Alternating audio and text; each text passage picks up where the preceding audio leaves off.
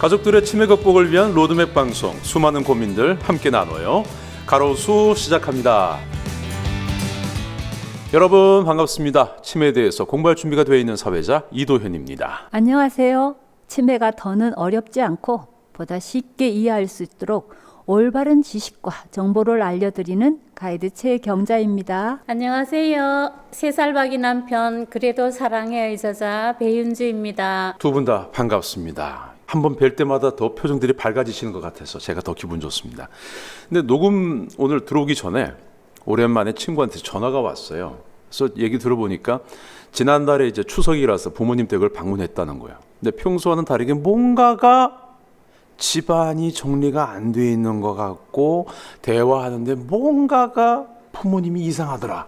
그런 얘기를 하더라고요. 사회자님 말씀 들으니 네. 갑자기 명절이 지난 후에 치매 상담 콜센터로 걸려오는 전화 사례들이 생각이 납니다. 특히 좀 명절 지나고 많이 오지 않습니까? 예. 구정이나 이 추석이 지난 한 주 동안은 치매 증상 여부 확인 전화나 치매 조기 검진을 어디서 받아야 하는지 묻는 전화가 많이 와요. 네. 명절이 되어 자식들이 오랜만에 시골에 있는 부모님을 방문하였더니 부모님이 예전과 달리 좀 이상하다는 이야기예요.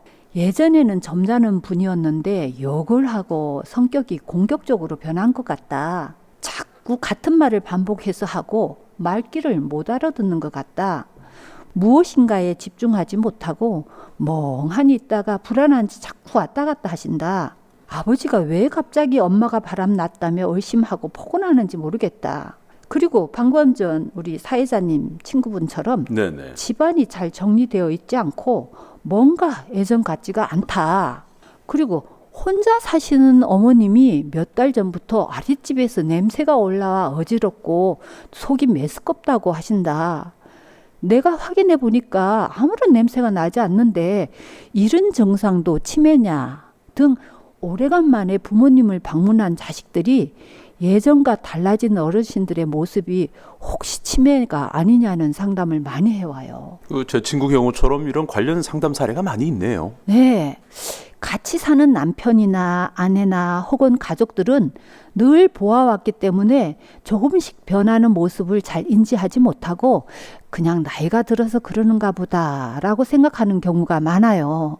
그런데 어쩌다 명절이 되어 방문한 자식들은 이전과 달라진 모습을 보게 되고 치매를 의심하여 치매 상담 콜센터로 물어보거나 아니면 명절 뒤에 병원에 가서 치매 검사를 한번 받아보라고 권해서일 거예요. 그래서인지 확실한 통계는 없지만 제가 아는 어떤 의사 선생님도 말하기를 명절이 지난 얼마 동안은 치매 검사를 받기 위하여 병원을 찾는 사람이 많다고 해요. 그런데 요즘 코로나19 때문에 그나마 더 자주 뵙지 못하니까 변하는 부모님의 모습을 어쩌면 더 간과할 것 같기도 하네요. 사회자님. 네네. 그래서 친구분, 부모님 어떻게 하셨대요? 예약했대요. 그 치매 안심센터에 검사 예약 잡았다고 해요.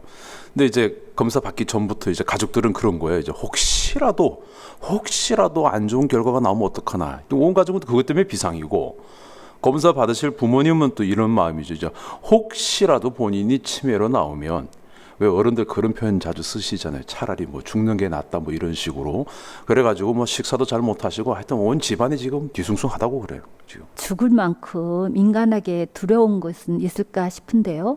지금 검사를 기다리는 부모님은 죽는 것보다 치매가 더 두려운 모양입니다. 그만큼 치매에 대한 이미지가 부정적이기 때문이겠죠. 그러니까요. 네. 배 선생님, 선생님이 생각하시기에 치매가 인생의 끝인가요? 글쎄요. 인생의 끝은 죽음이지 않을까요? 치매는 인생의 끝이 아니라고 생각해요. 저도 처음에 치매에 대해서 잘 몰랐을 때에는 그냥 막연하게 두려웠던 것 같아요. 그래도 3살 박이 남편과 함께 살아보니 좀 불편하기는 해도 불행하지는 않았어요. 저는 남편과 같이 치매 검사 받으러 병원 갈 때도 같이 검사해보자고 안심시켰거든요.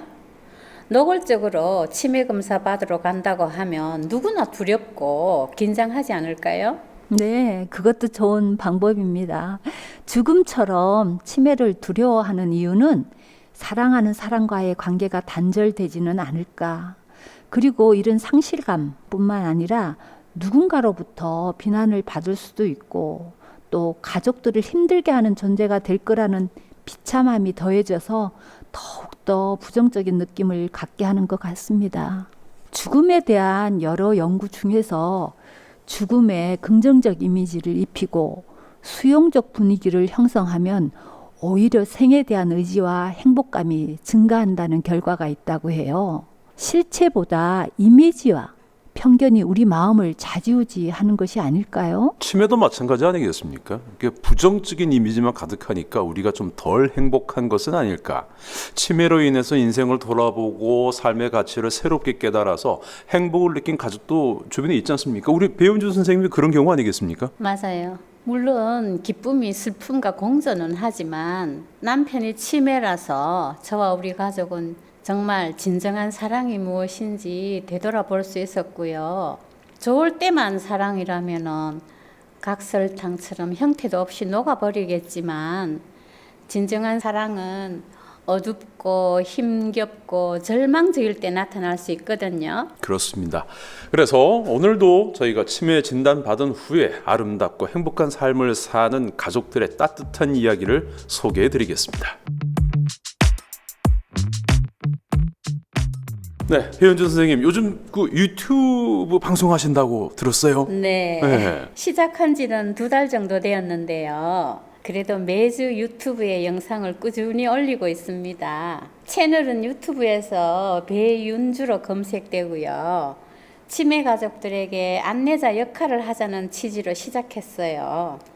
물론 주제는 치매와 관련된 콘텐츠예요. 우리 저 가로수 청취자 다 뺏어 가시는 건 아니죠? 그랬으면 좋겠는데요. 여러분 이제 가로수는 가로수대로 들으시고 배은주 선생님 방송은 또 그 방송대로 보시면 되겠습니다. 근데 참 대단하신 게 저는 유튜브 한번 해보자 마음 먹은 게 벌써 한 4년째 마음만 4년째 먹고 있는데 그걸 좀 행동에 옮기셔가지고 아 정말 부럽습니다. 듣기로 우리 배은주 선생님은 문학 박사시고 또 중고등학교 교사 생활도 하셨고 경북대학교가 모교죠. 거기서 이제 교직원으로 정년퇴직을 하셨다고 제가 들었어요.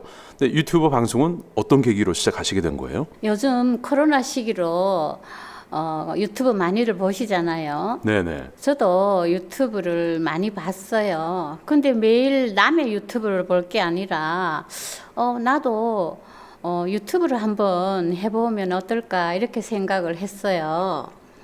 우리 남편을 돌보면서 겪은 경험이 도움이 될까 해서 책을 썼듯이 유튜브 채널도 이런 뜻에서 시작하게 되었어요.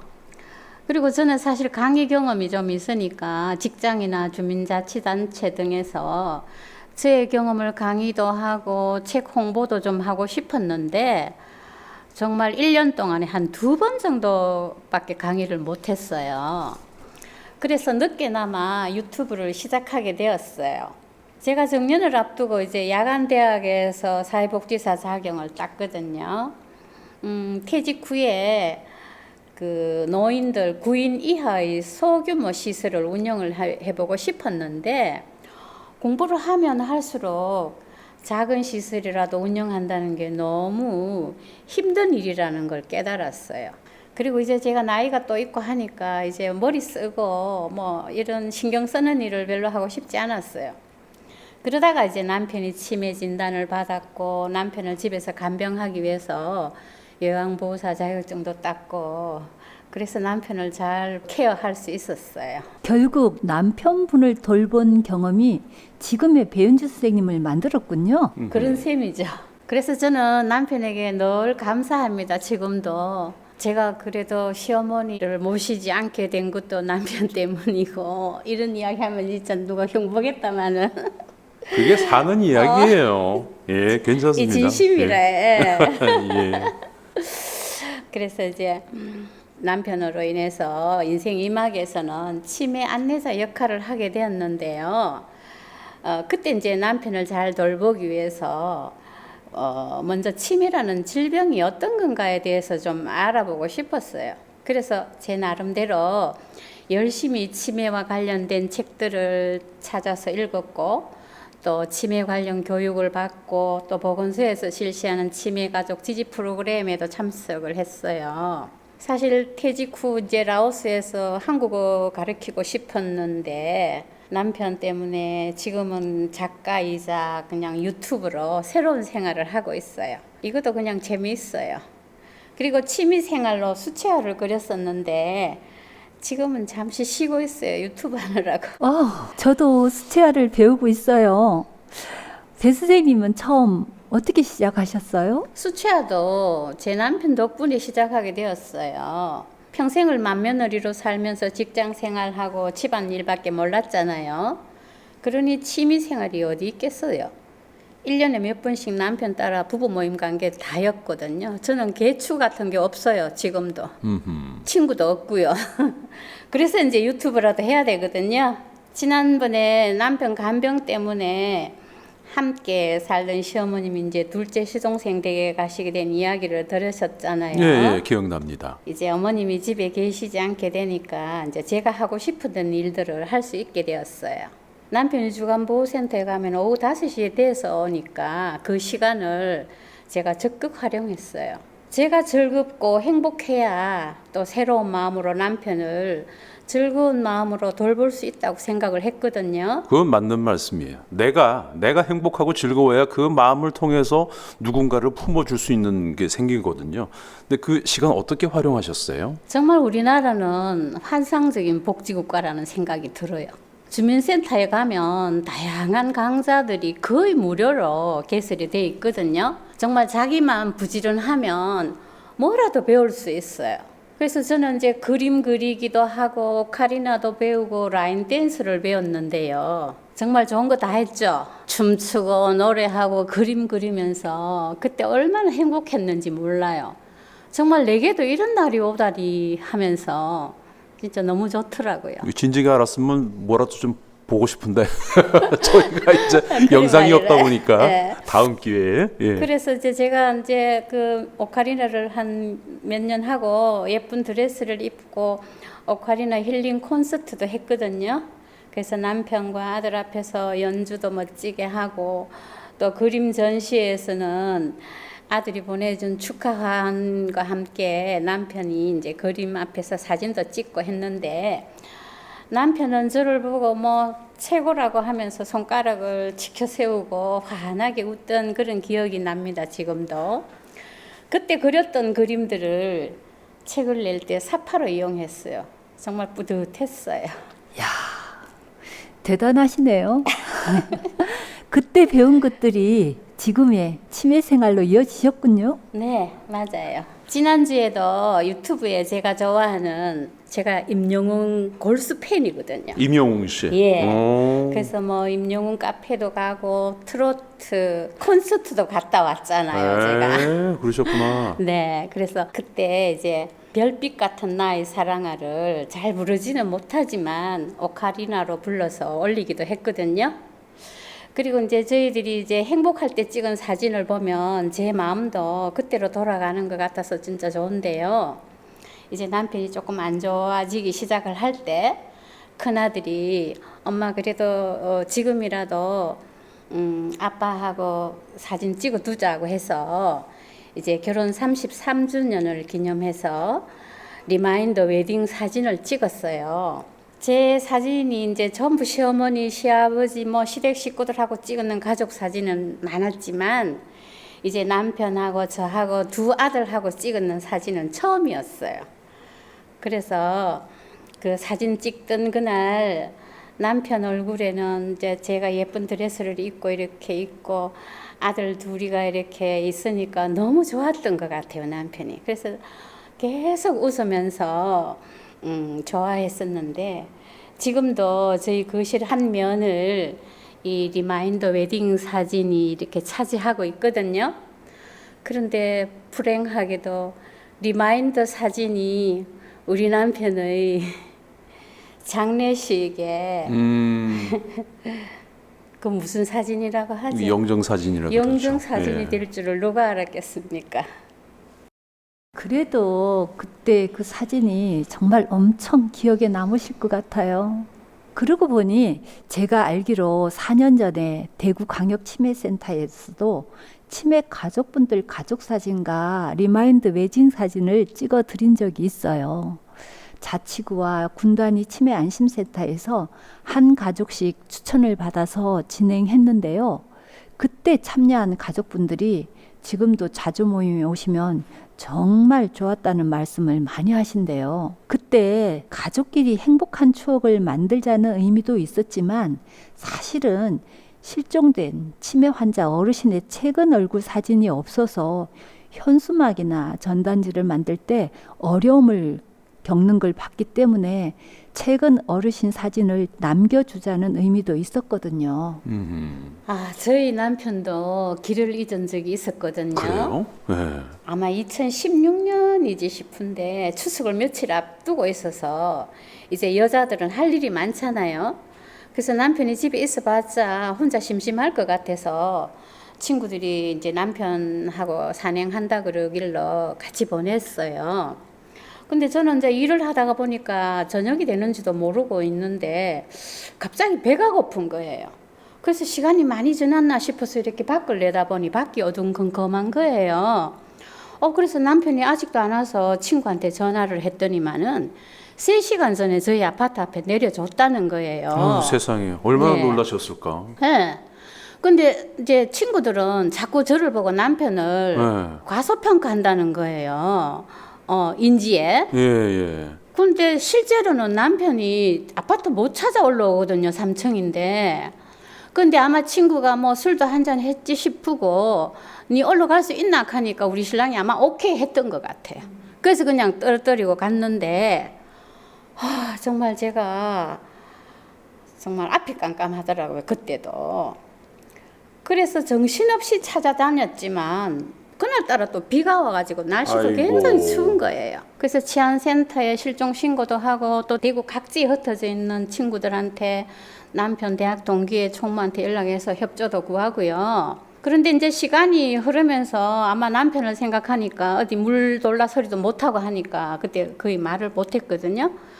그래서 남편 걱정이 정말 피가 마르는 기분이었어요. 밤새도록 아들하고 아들 친구들하고 주간보호센터 선생님들하고 대구를 샅샅이 정말 뒤졌거든요. 말이라도 할 줄 알면 물이라도 얻어 마시겠지만 또 차라리 먹을 걸 훔치기라도 하면은 주인이 경찰에 신고라도 하면 남편을 찾을 수 있을 건데 우리 남편이 그런 사람이 또 아니거든요. 정말 이래가지고 사람이 미치는구나 싶었어요.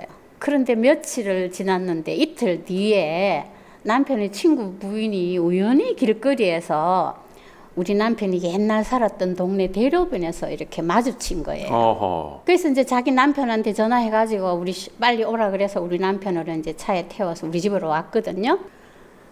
아마 이틀 동안 먹지도 자지도 못했을 거고 대소변을 못 가렸는지 손톱 밑에 똥이 대변이 까맣게 끼어가지고 있더라고요. 그래도 저는 남편을 보고 너무 반가워가지고 정말 와락 끌어안고 막 울었어요. 그래서 이제 아파트로 올라가가지고 샤워부터 먼저 시키고 입었던 옷을 다 벗어가지고 이제 버리고 거실에다가 요를 이제 펴가지고 남편을 뉘었거든요.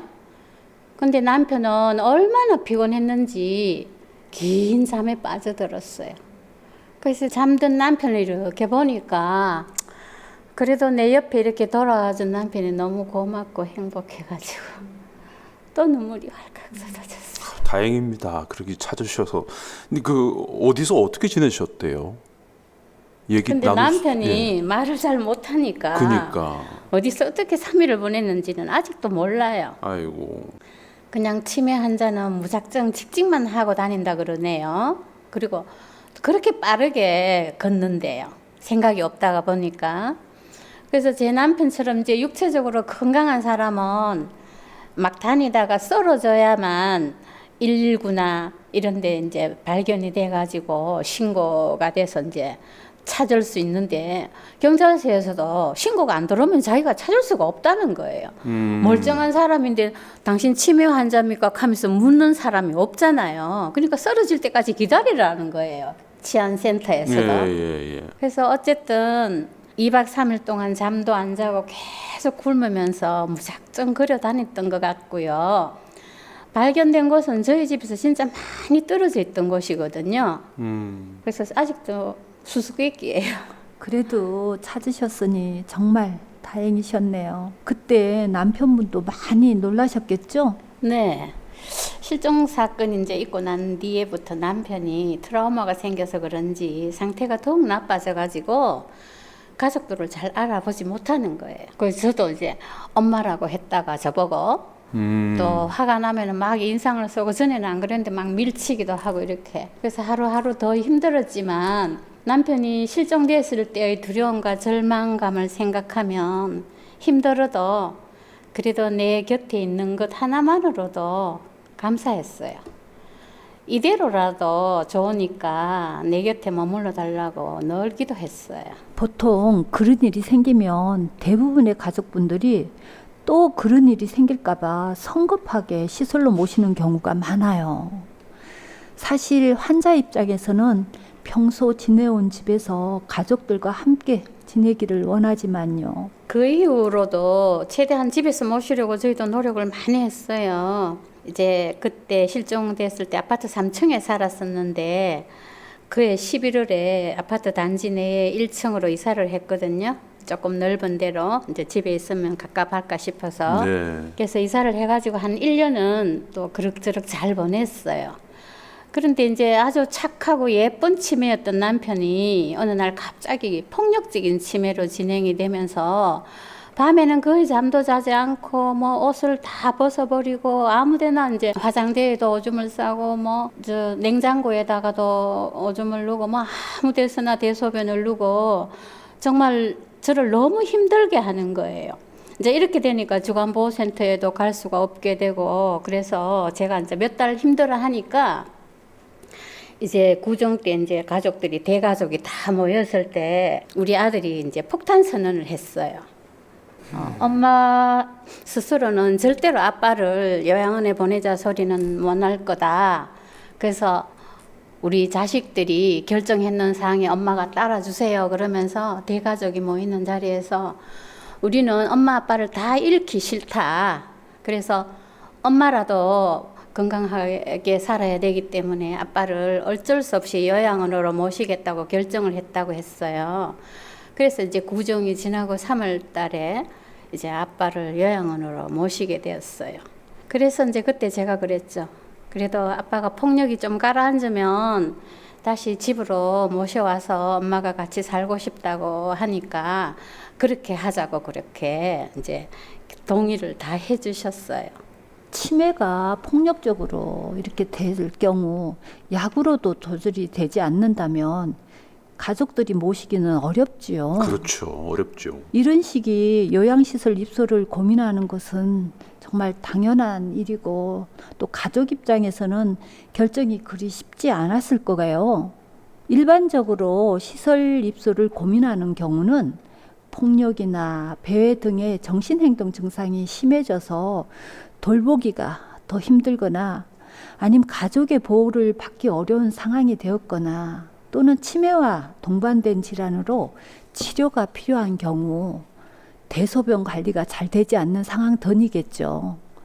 시설을 이용할 때 가장 중요한 것은 환자의 증상이나 기능에 맞는 시설을 선택하는 것이며 환자에게 최적의 치료, 케어 환경을 제공하는 것이 매우 중요하겠죠. 배 선생님, 요양원에 입소하여 요양원에서의 생활은 어땠나요? 사실 요양원에서의 생활이 가장 힘들었어요. 뭐 처음에는 면회를 오지 마라 그래서 한 주만 안 가고 제가 정말 남편이 돌아가실 때까지 주말에는 항상 이제 면회를 가고 그다음에 어느 정도 이제 폭력이 조금 가라앉고 나서부터는 매주 이제 남편을 집으로 모시고 와서 이제 하룻밤 자고 이렇게 보내드리고 했는데요. 남편은 시간이 갈수록 이제 건장했던 체격도 야위어가고 복용하는 약들도 이렇게 많아졌거든요.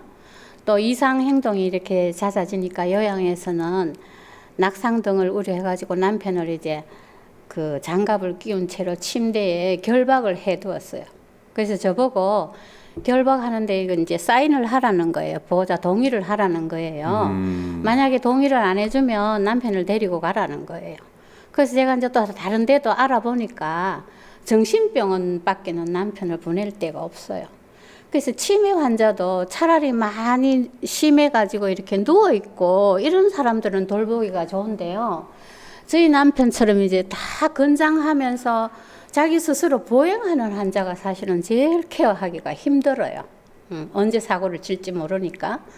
그래서 남편이 이제 침대에서 뛰어내려가지고 쇄골뼈가 부러져서 병원에 입원하기도 하고 또 뭐 폐렴으로 병원을 왔다 갔다 이렇게 하다가 결국은 또 마지막에도 이제 동산병원에 입원을 해서 5주간 투병을 하다가 뭐 이제 음식을 하나도 못 먹으니까 5주 동안 그래서 처음에는 이제 코로 피딩을 하다가 그래도 계속 이게 폐로 넘어가 가지고 이제 폐가 이제 음식이 가득 차니까 숨이 잘 안 쉬어지는 거예요.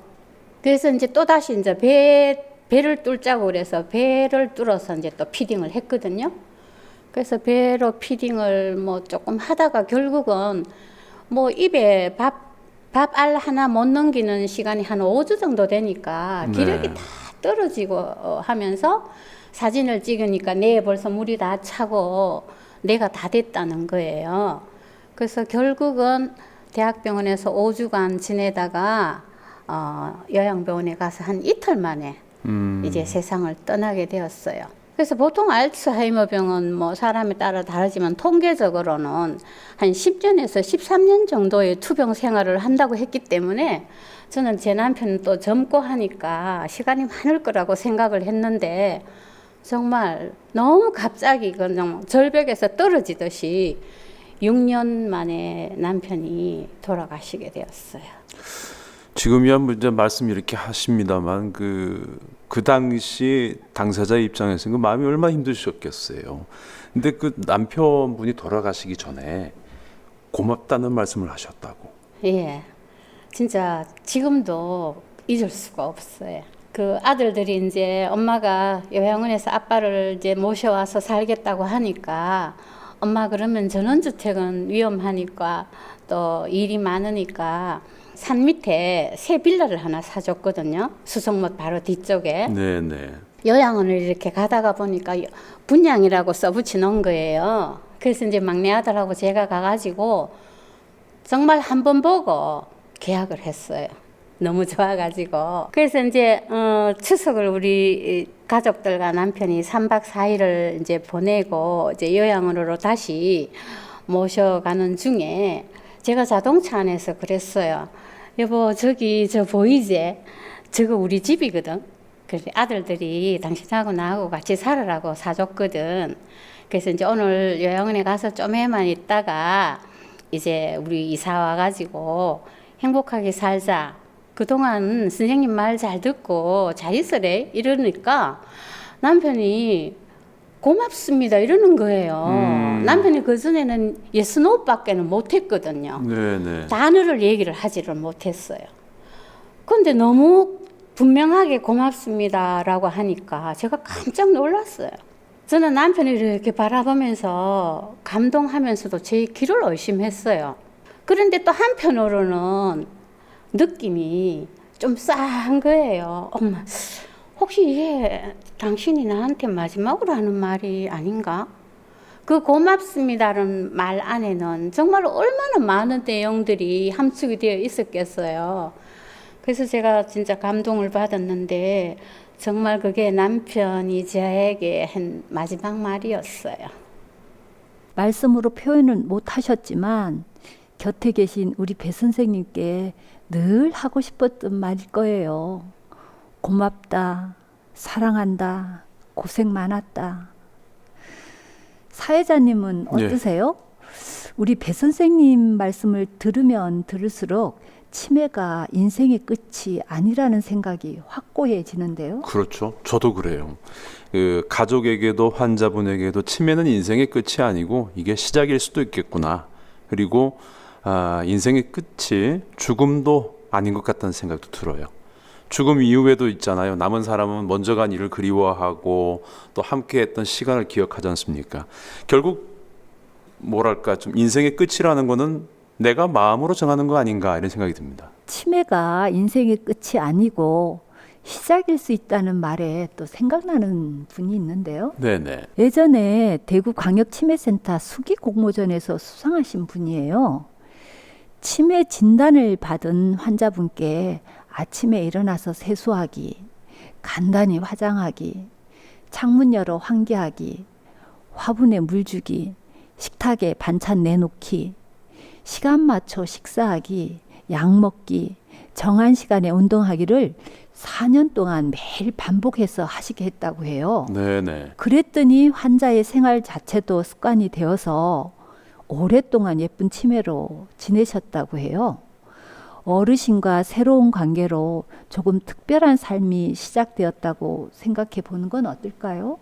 어르신께 예전 모습을 기대하기보다 지금의 모습으로 할 수 있는 것을 찾아보도록 하세요. 치매에 걸렸더라도 어르신의 삶이 멈춘 것은 아니잖아요. 어르신도 가족분도 또 저희들도 주어진 삶 속에서 마지막까지 행복할 수 있도록 우리 최선을 다해봐요. 분명 함께했던 모든 순간, 사진, 활동들은 치매 어르신과 가족 모두에게 소중한 재산이 될 것 같습니다. 맞습니다. 그렇습니다. 저희가 인생의 끝에 대해서 이야기를 하다 보니까 시간이 벌써 이렇게 지나버렸습니다. 아쉽지만 이렇게 가족과 함께하는 특집 방송은 마무리 지어야겠습니다. 비은주 선생님, 치매 가족을 위한 저희 가로수 라디오 방송 참여해 보시니까 어떠셨어요? 네, 제가 이렇게 방송에서나마 제 경험들을 나누게 되어 영광이고요. 힘들어하는 누군가에게 작은 도움이라도 되었으면 좋겠어요. 마지막으로 치매 가족분들께 하고 싶은 말씀을 부탁드려요. 가족 중에 누군가가 치매라고 진단이 나면 두려워하시지 마시고요. 주변에 떳떳하게 밝히세요. 부끄러운 일이 아닙니다. 그리고 절대로 혼자서 그 짐을 다 지려고 하지 마세요. 치매와의 긴 여행이라고 생각하시고 주변에 손을 내밀어서 도움을 요청하시고 또 국가의 여러 제도를 적극 활용하세요. 또 자신이 행복해질 수 있는 방법도 꼭 찾아보시기 바랍니다. 돌보는 자신이 행복해야 돌봄을 받는 환자도 행복을 느낍니다. 뭐랄까요, 우리 배은주 선생님 저희가 이제 모시면서 살다 보면 좋은 추억도 있고 힘든 추억도 있잖아요. 괜히 저희가 또 힘든 추억을 또 한번 꺼내게 해드리는 게 아닌가라는 생각도 했습니다만 정말 우리 치매 극복을 위해서 이 방송을 듣는 많은 가족분들에게 배은주 선생님의 말씀이 좀 도움이 되셨을 거리라 생각됩니다. 오늘 고맙습니다. 감사합니다. 네, 유튜브 방송 응원할게요. 예, 감사합니다. 예, 고맙습니다. 그리고 최경자 가이드님 고맙습니다. 네, 감사합니다. 네, 고맙습니다. 청취자 여러분들 오늘도 방송 잘 들으셨죠? 팟빵 가로수 채널 공지사항에서 구독자 이벤트 하고 있습니다. 공지사항 잘 읽어보시고 참여하시고 선물 받아가십시오. 추첨을 통해서 저희가 시원한 커피 쿠폰 준비해드리겠습니다.